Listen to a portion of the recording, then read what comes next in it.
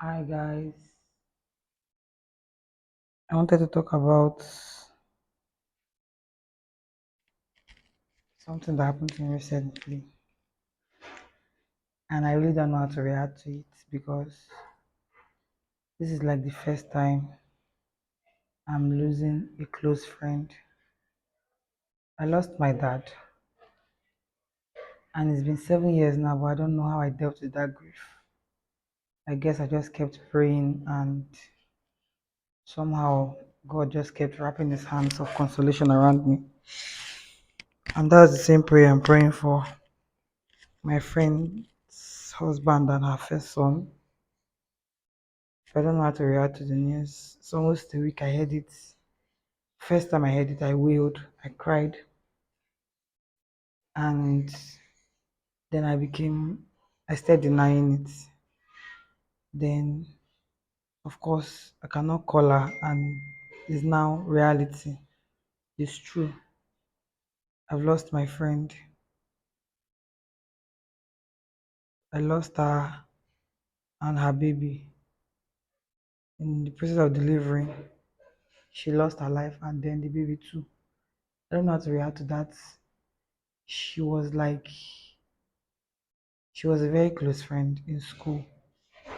We were more like roommates because we're in the same hostel, and sometimes she would practically leave her room because she stayed with her younger brother, and she would be in my room. We'd go out together to make our nails. We've gone to the beach together. We've gone to buy food together. Came back undressed and ate together naked. I've seen her through some heartbreaks before the gift of love fell on her and she got married to her husband, and I was so happy for her. I met her when she was in final year, and me, I was just entering 100 level. But of course, I didn't have 100 level character. I had gone to the north and come back. And then somehow she saw that maturity in me, and she was in 400 level pharmacy, and she was a friend to somebody in 100 level English. And I don't know how to react to the fact that I cannot call her to gist her that I heard this thing about somebody in our hostel or see your nose. The last chatted was see your nose. She now puts angry face. I was not laughing. I laughed at her the first time she was pregnant too. Anytime she said her nose was getting bigger. And the thing I expected to hear was she has given birth to a baby girl or another baby boy. But not that she died and that her baby died too. I've cried severally, but I will not come and cry in front of the camera because I just feel like I should talk about it. I know that talking helps me. That is the reason I opened this YouTube channel in the first place, to always come and talk when I don't feel very alright. And I felt I should just talk about this one. I lost a friend after secondary school, and that was like the last time I lost somebody that I knew so much or that I've spent so much time with, apart from my dad's death. And then this marriage death is just a very big shock. At least we lived together for at least 2 years before she graduated. And even after she graduated, she came back. I couldn't go for an induction. I was no longer in school then. I was broke. Mario understood. I couldn't come for a traditional marriage. I didn't get her Shebi. She understood. I know how many friends are. I couldn't afford their Shebi, and we became distant because they felt I didn't want to come for their marriage and all that. But she understood. And when it was time for our white wedding, I was already in the North 7. Again, she understood. I don't know I did not know that we had such short time together. Maybe I would have called more. Maybe I would have visited her more. But somehow I'm growing up with this pattern of no matter how close I am to somebody and the person gets married, I just automatically withdraw myself. Because I've had friends that I've known them when they were dating, like I'm friends to them and their then boyfriend.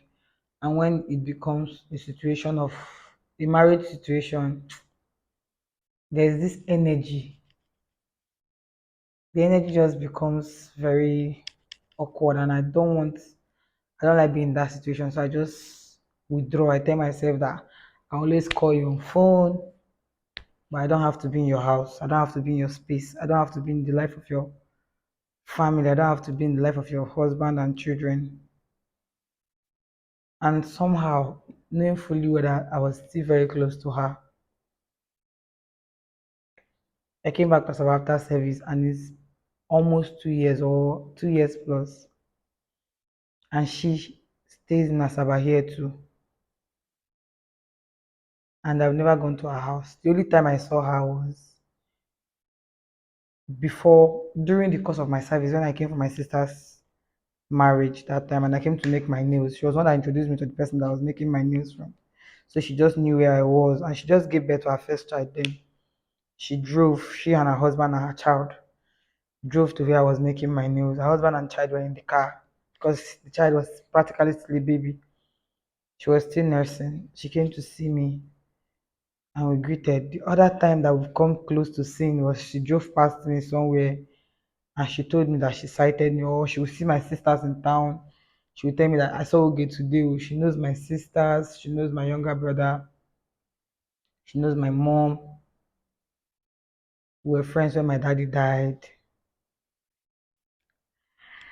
And the last thing I expected to hear is that Mary died. I expected to hear it, but then I heard it. And for the past 1 week,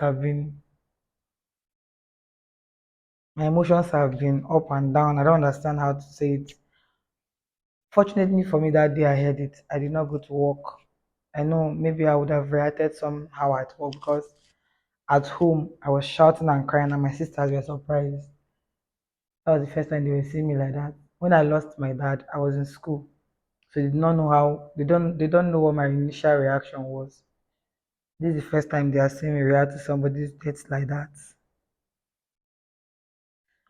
Before now, 2 months ago, I lost my Snapchat. They said they locked it. I don't know how to appeal. I have a lot of memories on my Snapchat with this my friend. I don't know. I don't want to call. I don't want to mention her name continuously in the video. But we have a lot of memories there. Memories where we went to the beach, when we went to make our meals together, when we were cooking in the kitchen together, when we were eating together. And I don't have any of that now because I don't have my Snapchats. I wish I do because that's like the only memory I hold right now. And I feel very terrible, honestly. I feel terrible that I didn't get acquainted with the husband. I didn't get to, you know the son physically, only on phone. I always laugh and comment whenever she posts about him and her husband. But I didn't really go to the house. Right now, I don't have a relationship with the child, and it's going to be very hurtful because it feels like she's dead, and that's just it. There's no closure anymore. There's nobody I can reach out to. I just feel very bad about it. I just pray God consoles her family, her husband especially because he's in her age grade and he's very young. I pray God consoles her son and bring the resources to train him. I just pray they are okay. I pray that the brother, the father, the mother, the siblings, I pray they are all fine. I'll miss her. But as a Christian, I believe she's in the right place. I believe she's with the Lord. She's in a better place. She has turned to an angel to look after her son and her husband and her family. I pray God embraces her family and consoles them. I feel cold.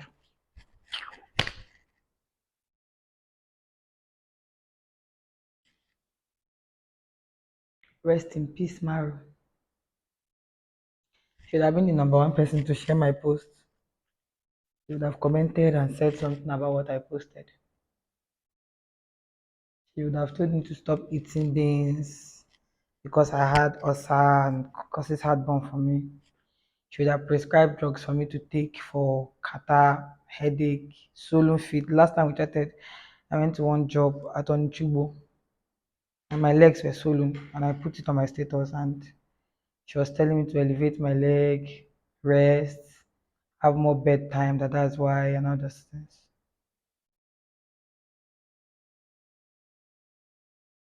I don't know. I don't know what happened.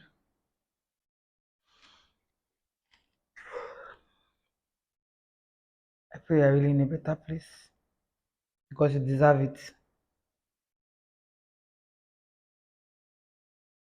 She was just one sweet and caring person. Always have something to tell you, always available to encourage you, ready to be vulnerable around you. And how many times we've cried together while we were in school. Thank God you lived well while you were here. You had your own fair share of the wicked world, but you overcame it, got married to a loving husband that really loved you, and now you've left him. I pray he's better and he gets better. Rest in peace. Isoko finest.